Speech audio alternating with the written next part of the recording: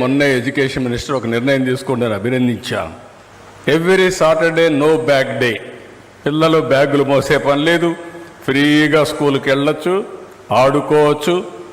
వాళ్లకు నచ్చిన పని నెలకు 4 రోజులు చేస్తే క్రియేటివిటీ పెరుగుతుందని నేను కూడా అభినందించాను. వారికి ఒకటే హామీ ఇస్తున్నా, తప్పకుండా మీరు చెప్పిన ఆలోచన నేను మనసులో పెట్టుకుంటా. విలువల్ని ఏ విధంగా పెంచాలనో స్టూడెంట్ డేస్ నుంచి పెంచాలి, నేను అది పెంచుతాను. కానీ మీ ప్రవచనాల ద్వారా మళ్ళా విలువలు పెంచే కార్యక్రమానికి శ్రీకారం చుట్టమని వారిని కూడా నేను కోరాను. వారు అన్నారు నాతో, నేను ఈ గవర్నమెంట్లో ఇవ్వలేను, నేను ఫ్రీగా తిరుగుతున్నా, నాకు ఇదే ఆనందంగా ఉందంటే, కాదు మీరు ఫ్రీగానే తిరగండి, ఈ స్కూల్స్కి వెళ్ళండి, ఆ పిల్లల్లో ఇలాంటి చైతన్యం తీసుకురమ్మని చెప్పి వారు కోరా. ఇప్పుడు కూడా వారిని కోరుతున్నా, నేను అడ్వైజర్గా పెడతానని వారిని అన్నాను. తప్పకుండా వారు చేయగలిగితే మనందరి బాధ్యత. నేను ఒకటే చెప్తున్నా, వెంకయ్య నాయుడు గారు తపన పడుతున్నాడు విలువల గురించి.